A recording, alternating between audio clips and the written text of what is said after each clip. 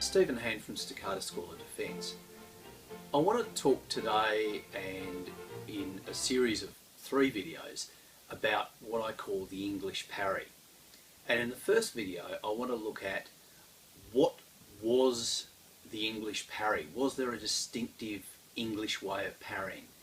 And in the subsequent videos I want to look at why English masters would want you to parry in a particular way. Let's start with Jorge Silva. Jorge Silva makes it very plain how he wants you to parry. In Paradox 13 he says, "The force of a blow passeth indirectly, therefore must be directly warded in the counter-check of his force, which cannot be done but by the convenient strength of a man and with true cross in true time, or else will not safely defend him." So what Silva's saying here is that we've got to make a true cross.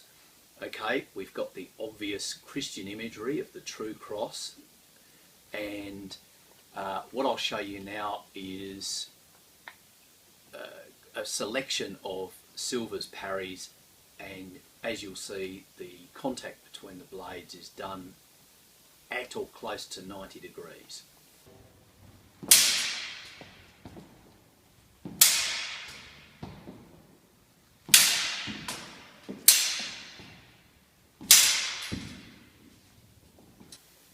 Another prominent English author was Joseph Swettenham, who wrote in 1617, and he doesn't describe the angle of his parries, but if we do exactly as he states, then we end up, as with Silva, we end up with a parry where the blades are at or close to a 90-degree angle. What Swettenham actually tells us to do, on page 118, he said, "Being guarded as before said, if your enemy discharge a thrust at you, carry your rapier hand over your body towards your left side, keeping your point directly in his place until you have defended your enemy's assault." And on pages 120 and 121, he says, "You must bear your rapier against every thrust to defend it, but bear him but half a foot towards the left side, for that will clear the body from danger of his thrust, and so quick back again in his place, whereby to meet his weapon on the other side, if he charge you with a second thrust, thinking to deceive you as aforesaid." So he's saying, we parry across to the left, if he deceives you, you come back and parry across to the right, which we'll show you now.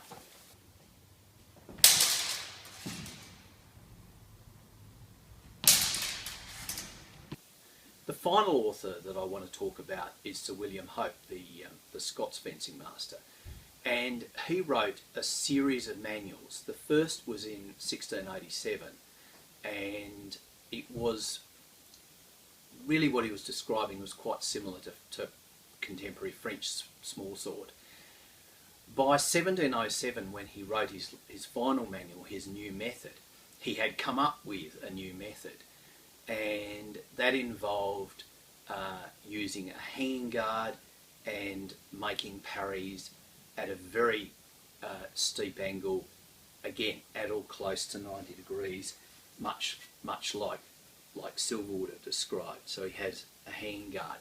Now I'm not going to show that because I'm not primarily, or even really at all, a small sword fencer. So we have 3 authors. We have Silva, who describes the true cross, parries at a 90-degree angle. We have Swettenham, who describes parries, and if we do them exactly as he describes, we get parries at or close to a 90-degree angle. And we have Hope, who in his final, after describing a system where we get parries where the blades are at a fairly low angle to each other, in his final manual he throws that all out and he comes up with a system where he does parries where, again, where a true cross, we have parries that are at or close to a 90-degree angle, and this is what I call the English parry. In the next video I'm going to talk about problems of distance, and in the final video I'm going to bring it all together and argue why the British authors would choose to do parries at a very steep angle, unlike their contemporary continental counterparts.